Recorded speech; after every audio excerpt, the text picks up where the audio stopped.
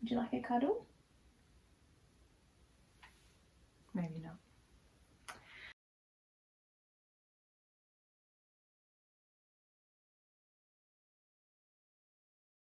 Hello and welcome to the Mad About You YouTube channel.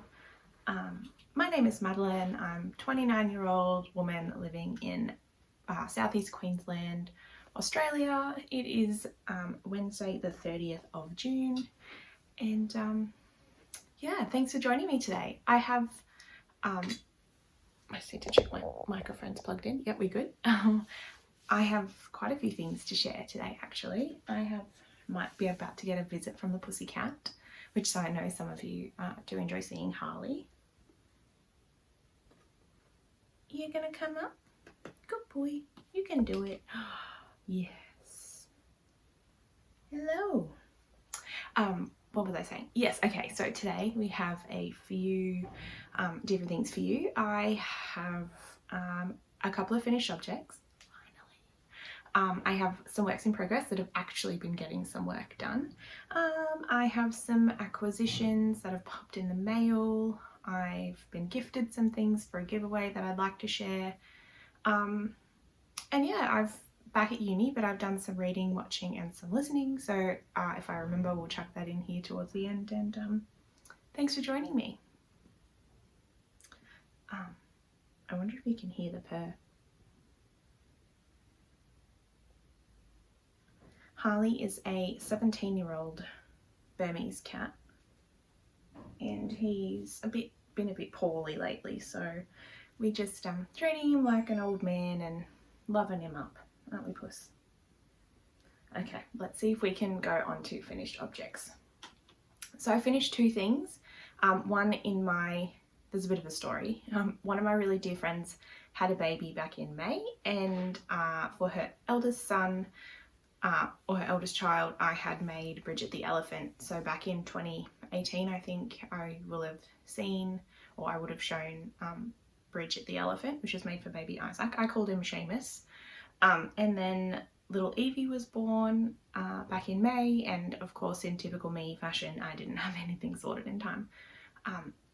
So I crocheted the Emma the bunny from Ed's Menagerie, a tough animal. I don't have the book with me, but I'll link a copy of the book below. So the patterns are, I think it's one of the original Toft books. It's just Ed's Menagerie by Kerry Lord from Toft UK. And I knit the Emma bunny in Morris & Sons Estate 10 ply, and I used a size 5mm crochet hook, and I got about the medium sized animal. I've made 4 of these now for friends of mine who've had babies, and my recommendation is that the 10 ply or even a 12 or 14 ply makes a really nice big plush animal for which is great for newborn gifts and all the ones that I've gifted so far.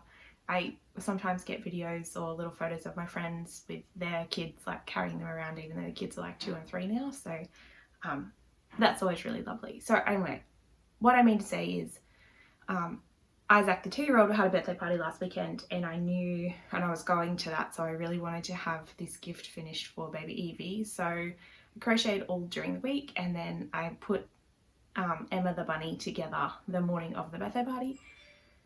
And anyway, it was a mad rush, and I took some photos, so I will chuck a photo in here, but in my hurry I forgot to take a video to show you. I did take a video to insert at some point, and I can't remember what that's about, so that will come, but it wasn't about the bunny. Anyway, it was really, it was a quick project to crochet. I think the bunny's probably been my favourite, just I really loved the ears. It was really cute when put together. And I had one of you reach out on Instagram and say,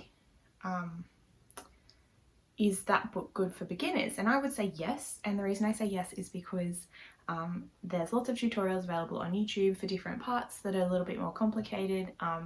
There's lots of information in the book as well with tutorials about how to do certain stitches, how to make certain parts of the bodies, etc. So 100% recommend that book if you're new to crochet and you'd like to crochet some little stuffed animals. It'll be great. my second finished object, which I've just looked at, and I've already posted it on Instagram being finished, but it's my semester 1 socks, and these are them here. Oh no. I've kitchened the toe. They've been washed and blocked, and I just haven't sewn in that final thread on both of them. So let's just pretend that's not there, and I have a finished pair of socks.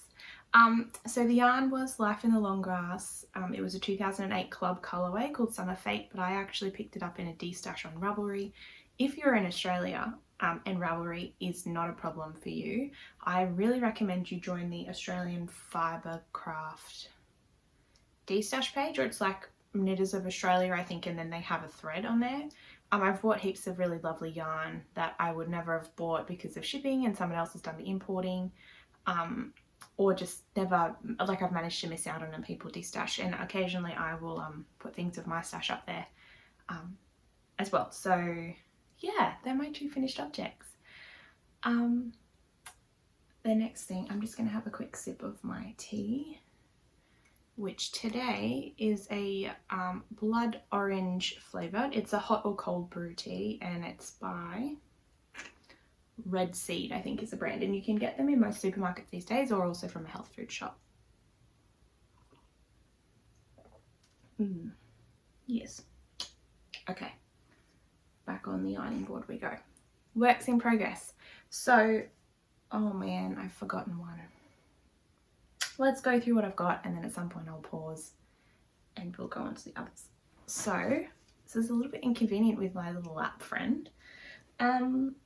I have mentioned casually a little while ago my granny strap blanket that I was making with my magic cake, that I basically last year I made this magic ball using the magic knot technique with a whole heap of 20 gram minis that I had from I'd collected from Julie of Little Woolly Makes, and I got those I think in 2018. So my episode that's like I'm wearing a blue linen top, I think it was released in June, and I feel like my hair is up and I'm in the bedroom next door when I recorded it. So if you're interested, I talked about all of the yarns when they arrived in that episode.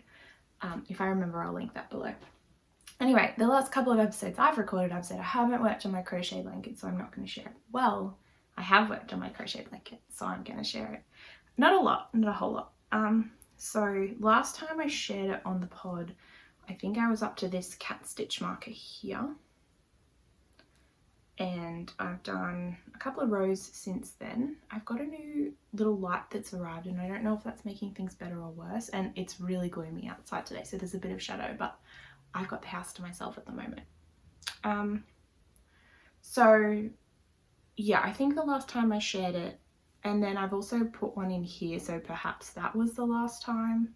But between those 2 stitches, I've done a couple of rows. And I did most of the crocheting on this at the Queensland History Teachers Conference last Saturday. So yeah, I'm quite enjoying how the colours are coming together still. I was like, I knew I'd made a mistake somewhere. I couldn't figure out, I knew I was doing something wrong with the ends. I printed out the pattern. I sort of figured it out. I was going to rip back. So Ellen, if you're watching, it's not been ripped out, and I have worked on it a little bit.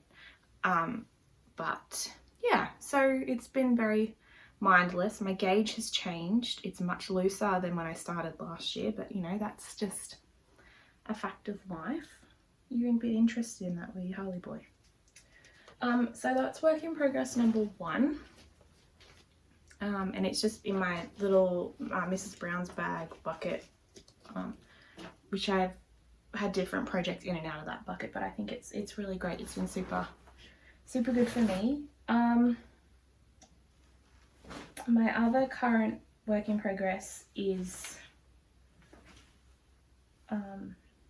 not here, it's in my handbag, because I just went and did a plasma donation. So even though we're in lockdown in Queensland, I donate plasma fortnightly if I'm healthy and well, and my donation was coming up, so I got to leave my house today because yeah, giving blood is an essential service. So bear with me and I'll be back in a moment. I'm back. I grabbed my project, but then I also, when I was in my room, grabbed this. Edward's Menagerie by Kerry Lord. I'm seeing a bit of reflection on the screen. Hopefully you are not. And then this is the one that I made. Oh, look, I'll just go through the book really quickly. What I mean is it good for beginners, like each animal, there are different levels of animals, like in terms of difficulty, tells you exactly what you need. And then these are the different sizes that you can make. So typically, the one I made for Isaac, when I made this elephant, it was about this big. And the one I just made was approximately kind of this size. But yeah, like lots of info. And then there's a, I actually forgot to add the tail on to my bunny. Oh, it gets such a cute tail too. I just ran out of time. But yeah, like it's got stitch, it's like a stitch dictionary in the back too, kind of what all the stitches that you might need and finishing techniques or whatnot. So you can buy it from Toft UK online, but I think I got this from Book Depository or something. So if you're in Australia, I like to use a local independent bookstore if I can, or Booktopia. Sorry.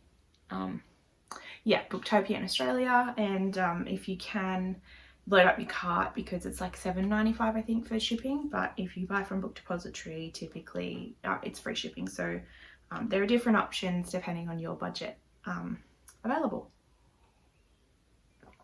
Okay, so in my masked circus bag, I have got my winter session sock, which basically, if you're new here, welcome.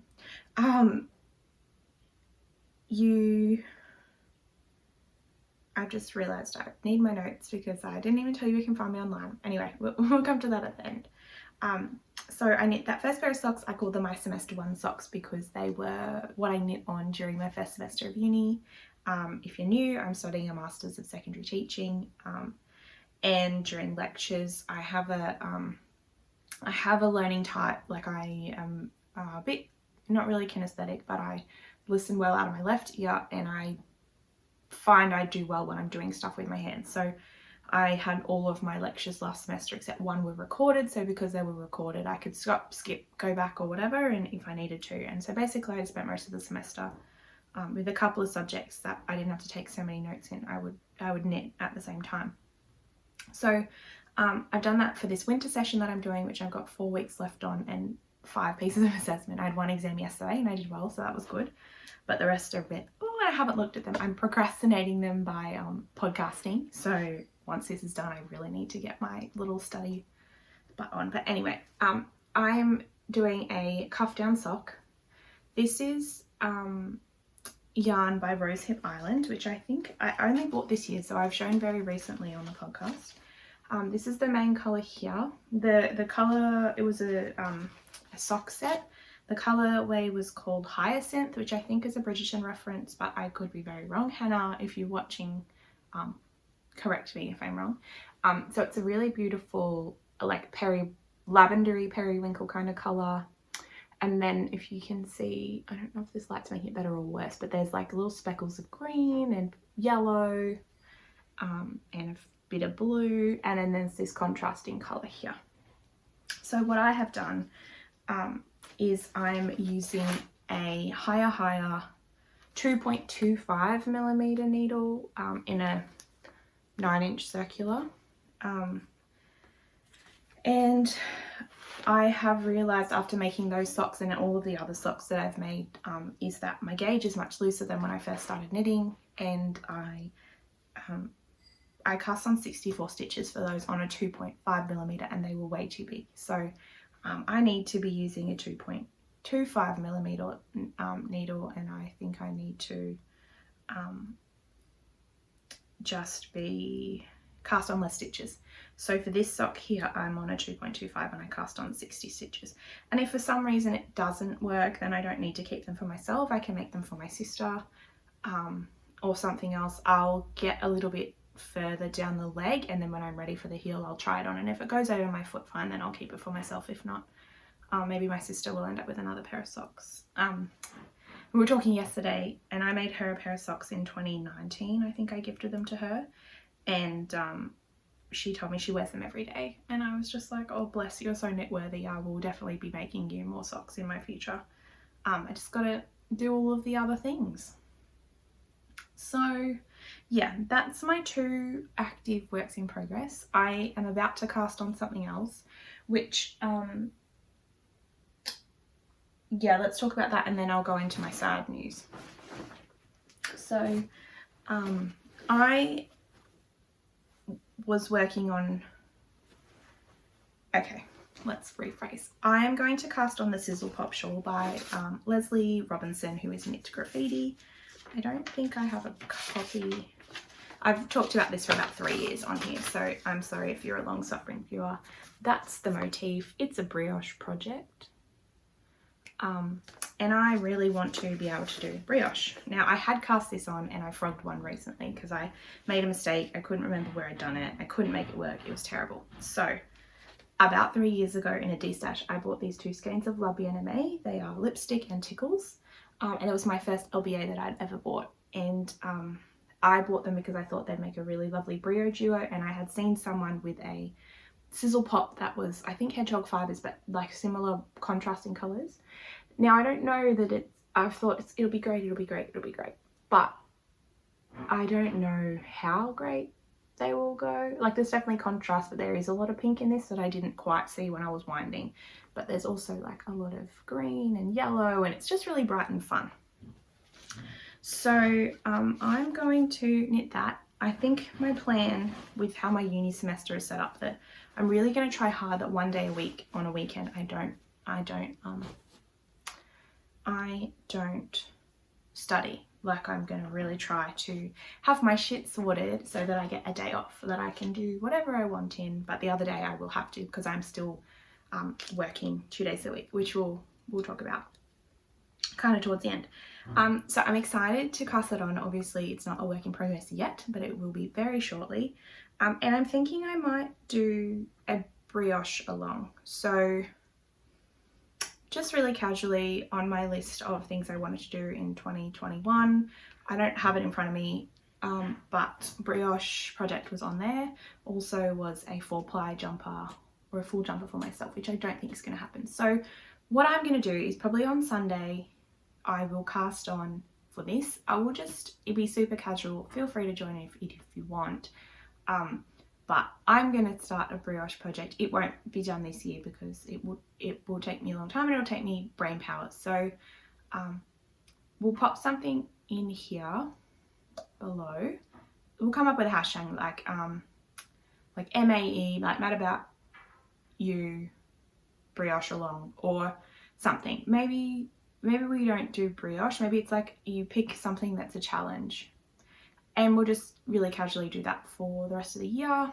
And then if you make something like that, just add that hashtag when you're putting your progress up on Instagram, and then we can just see what each other's making. So yeah, obviously I need to think about it a little bit more. So by the next episode, there'll be some more information probably when I figure out something legit. Or if I think of something in the meantime, I'll pop it in the notes below and maybe put something on the screen. But we'll come up with a hashtag, just like a Sunday afternoon knit along, or something you take to knit group, or who knows, but something that's challenging. For me, that's brioche. And yeah, we'll feel free to join in, and if no one joins me, then that's also cool because I'm going to do it anyway.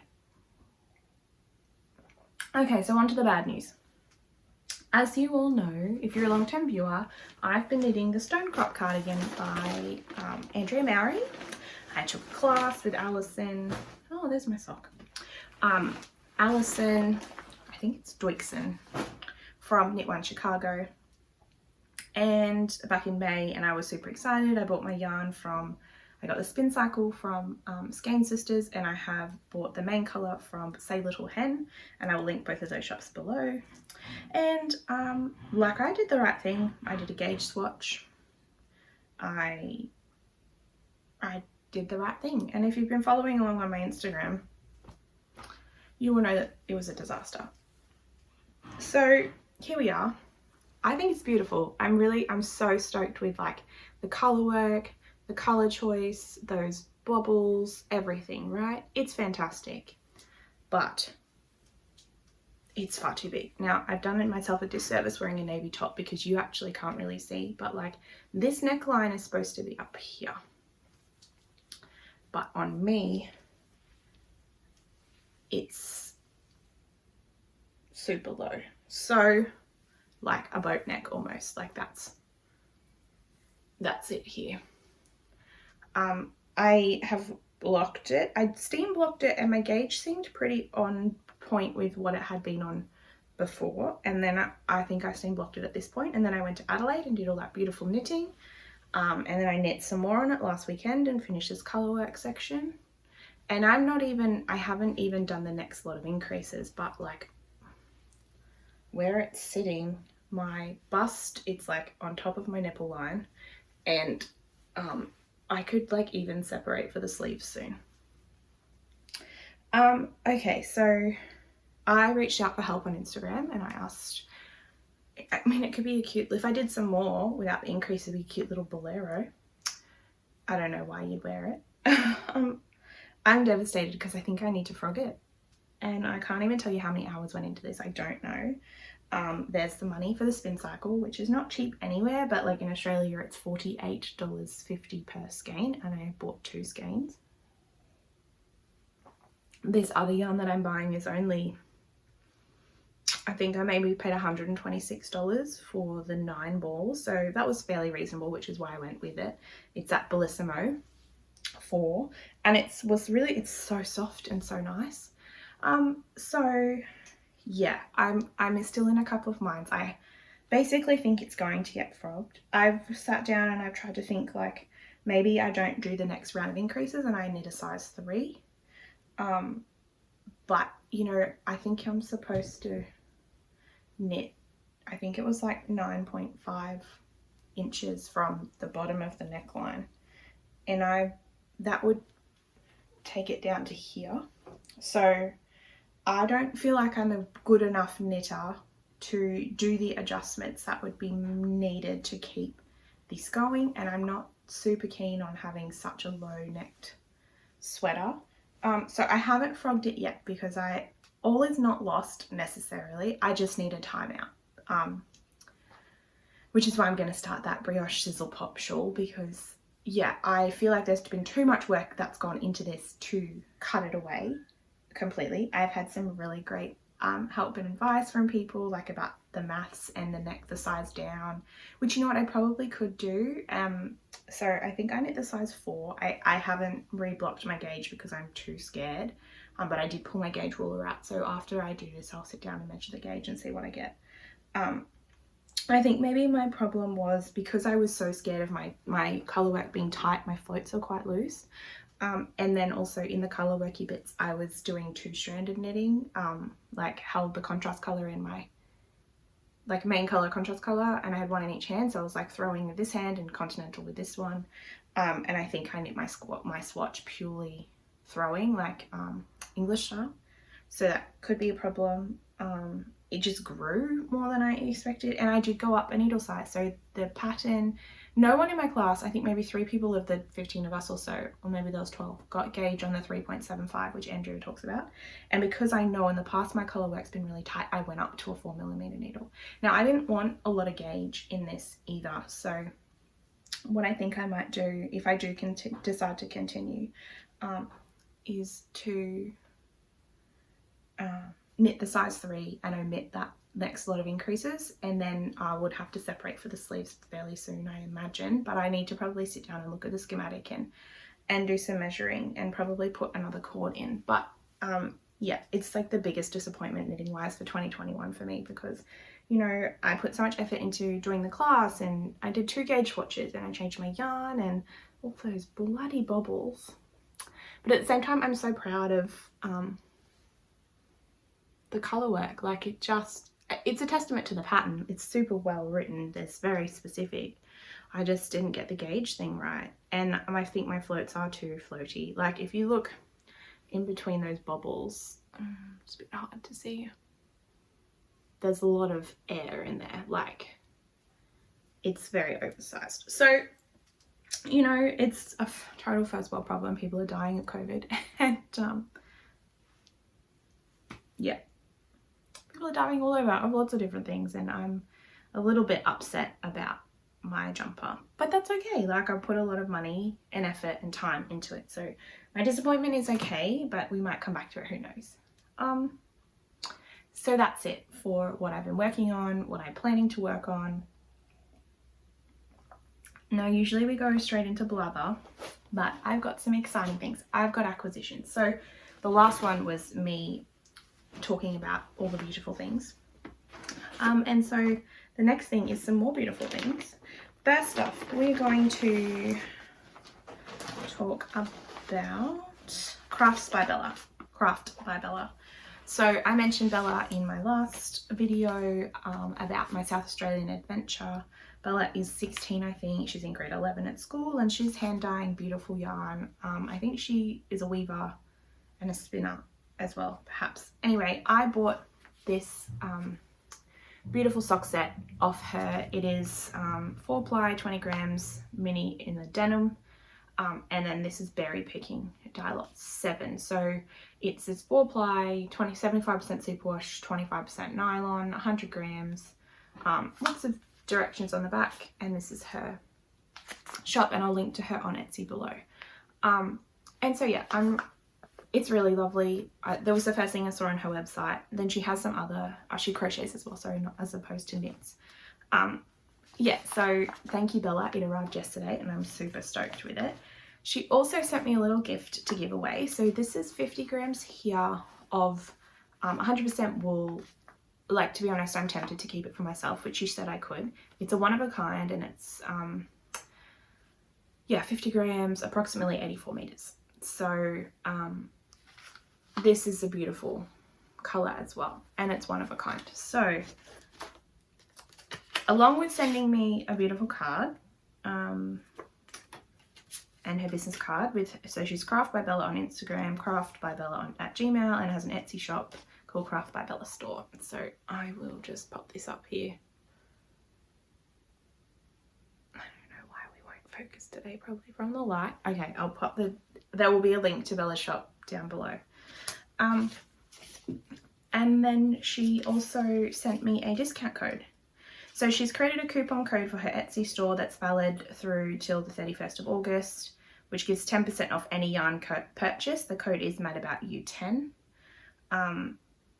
And she said I could either keep or use in a giveaway. So I think last episode I mentioned that I would like to do, I have done one giveaway before, I think, and I was planning on doing another one, but I thought maybe if we make it to 500 subscribers, then we would do a giveaway. There's like 400 of you at the moment, so what's that, only another 100 to go? I reserve my right to change my mind, but at the moment we're going to go for 500. And so I will pop all of the details for this code on the screen and also down below in my description. And that's Craft by Bella. So that was super lovely. That came yesterday, and I've had 2 occasions this week where I felt like a proper podcaster. Not that I don't normally, and I totally appreciate you all coming to watch me mumble about the stuff that I make and just whatever. I actually have been talking to someone online, and she said my knitting is haphazard and I'm a little bit sweary, and I feel like I need to change that as my Instagram bio, or like the description of my podcast, as opposed to being like a crafty girl living my crafty life. I'm like haphazard knitter, a little bit sweary, like viewer caution, just viewer discretion. I haven't done that yet, but I've thought about it. So I also did an impulse purchase from Down Under Dyer, who is Melissa, and she also has a podcast, so I recommend you pop over. I'll pop a link to her shop and podcast down below as well. And basically what drew me to this was these pastel highlighters. So it's called the highlighter set, pastel highlighter set, which has a dye lot. It's 4-ply fingering, 80% Aussie superwash merino, 20% nylon in her everyday sock base. That's her, this light situation's not great. There we go, Down Under Dyer. And it's such a cute logo, and she has cats, 3 cats, I think. Yeah, so that was my first bit, and then I had to justify the shipping to myself. So I bought this color here, which is It's on Sparkle Sock. It's called Tonal Amethyst, and every skein came with this cute little light bulb stitch marker with a like a little charm as well. So that's this one here. And then the cup and amethyst, I'm a Aquarian. I'm born in February, and amethyst is my birthstone, so that's why I chose this yarn. And then I bought this one here too, which is Coogee, and I just loved it. It's like a beautiful sea glassy kind of green colour. And I used to live in Sydney, and I used to go to Coogee Beach, and so when I saw it, I kind of miss Sydney sometimes, and I had to buy it. So this also fell into my cart. So these three fell into my cart, and that was excellent. And then when I was unpacking, there was another skein here. So this one here also comes with its own little cute stitch marker, and this is Sparkle Sock, which is a 70% merino, 25% nylon, 5% stellina. And this is called Natural Blush, and it's avocado dyed. So Mel also sent me a really lovely note, which I do have somewhere. And it says, I've included an extra skein you can use or you can keep and use or use in your next giveaway. So that's super sweet, and as much as I would love to keep both of these skeins, where I don't know where I put the one from Bella, it's gone. These will be, I have a little giveaway basket now where I'm growing stuff. So I'd already bought some stuff for the next giveaway, just some like little stitch markers and cute things. So yeah, if you keep watching, at some point one of these or both of these, I don't know how we go, might be able to come into your possession. So yeah, that was my acquisitions, these three, plus the socks get set from Craft by Bella. Oh, dearie me. Okay, I think that's the bulk of the yarny stuff. We'll do a quick reading, watching, listening in the blather section. So reading, I've started to read books, not fan fiction, before I go to bed. Even just like 10 minutes a day or a chapter is kind of what I've told myself. And I've been doing this for 2 nights now. And at the moment, I bought this book early this year or late last year. It's called Feminists, Don't Wear Pink and Other Lies. It's Amazing Women on What the F Word Means to Them, curated by Scarlett Curtis. It has a Reese Witherspoon endorsement, and it has articles by people like Deborah Frances White, Dolly Alderton, Jamila Jamil. I'm reading Jamila Jamil's at the moment. I really enjoyed Deborah's. Kat Dennings writes a really funny poem. Yeah, just lots of different people. Saoirse Ronan writes one, and Ivana Lynch. So yeah, it's really easy read and I'm enjoying it. It's just a short little chapter on things like imposter syndrome, a brief history of womanhood, like what feminism means to some people. Yeah, so anyway, reading. Watching, this is not a new one. I may have mentioned, okay, I've got 2 recommendations. First thing, MasterChef Australia. I love MasterChef. I don't really cook very well myself, but I really love watching the show. I watched it when I was growing up. In Australia, they changed the judges last year, and I really, really love Andy, Jock, and Mel.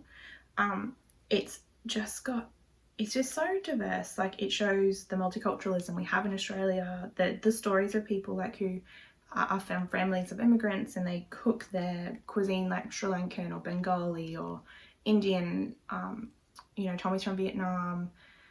There was another contestant who just went home recently and he cooked a lot of Chinese cuisine.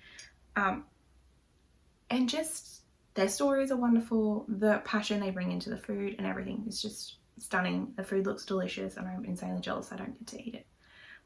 So that's great. It's just really wholesome TV. I cry almost every night, like happy tears or like empathetic tears, which is weird because before my divorce, I got to a period of time because of my career and everything that was happening in my life. I was just really closed off to my emotions, and I've been doing a lot of therapy.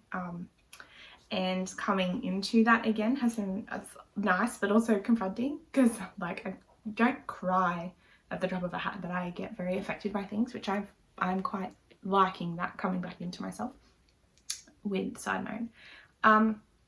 So my second watching, I'm not watching it at the moment, but Drive to Survive on Netflix is about Formula One racing, and like I am so not into that sort of stuff. I still haven't watched the one about The Last Dance, about NBA or whatever. But I really, I watched all 3 seasons of that, and since then I've been quite interested in Formula One. And I watched that earlier in the year, which means I think I've recommended it. But now I find myself listening, so we go into the listening, to podcasts where different hosts who are a part of Formula One have interviewed Formula One drivers or other people who've had really success in their careers, and about the things that made them, how they got there and whatnot. So I've really enjoyed Beyond Victory by Nico Rosberg, who's a former Formula One driver. There's one I'm listening to at the moment, which I can't remember what the actual title's called, but interviews with people like Claire Williams or, Daniel Ricciardo, who's the Australian Formula One driver, or just different people, Toto Wolff, like just listening to stories. So this like non-sporty person is totally into that, and I'm figuring out how I can afford a subscription to Cameo, I think, which is like the one subscription service that does sport in Australia. But because I'm not really interested in any other sport, the $25 a month for access to Formula One like twice a month is just probably not reasonable. But anyway, I've been enjoying that, because being at a crossroads in my career last year, as I was like looking at what I achieved in my previous career and what I can bring into my new one, has been really interesting for me to kind of sit down and think about, and what qualities do I really like from my previous one, or what am I keen to avoid or not do again in future. So listening to people who are at the top of their game has been really cool. Normal blather. So we, as of 6 p.m. last night, have gone into a lockdown in southeast Queensland. I live at the very top of the 11 local government areas which are in restrictions. Like I said earlier, I was able to leave my house to go give plasma, which I do fortnightly, and it was really quiet there. So this will go up probably after the lockdown has ended, by the time I sit down to do the very brief editing that I do. But I think I mention it kind of every month or so. If you can, it'd be really great. Particularly in Australia, it's free. I mean, particularly in Australia where you don't get paid to donate. It's a good active service that you can do to help people in the community. And yeah, it doesn't take too much time. Whole blood you can do 4 times a year, because you can do that once every 3 months, and then I do plasma every 2 or 3. I'm booked in every 2 weeks at the moment, and that's just because I set my only resolution this year was to beat last year's donations, and I started donating in March. And basically, I had a month off in June, I think. I donated every fortnight, so I think I have to beat 18 donations this year, and I don't know how many I'm at now, but that's my little goal for myself. This weekend we're supposed to have Knit Fest Mullaney, which is kind of like Fibre Feast that I went to in South Australia a couple of weeks ago, but at the moment they're saying they've got a government approval to go ahead, but I am a bit, at the moment I really want to go. I've got plans to meet up with some makers there, Kathy from Whatnot and Ash and Eve, no, different yarn company. Yeah, I've got plans to meet up with people, but I'm also really hesitant. I have university intensives that at the moment are going to be on campus in 2 weeks' time that I can't miss the tutorial because they're not being recorded. So because of that, I'm really hesitant to go in case that becomes out. If you've been, you have to isolate. So I don't know, I guess we'll see.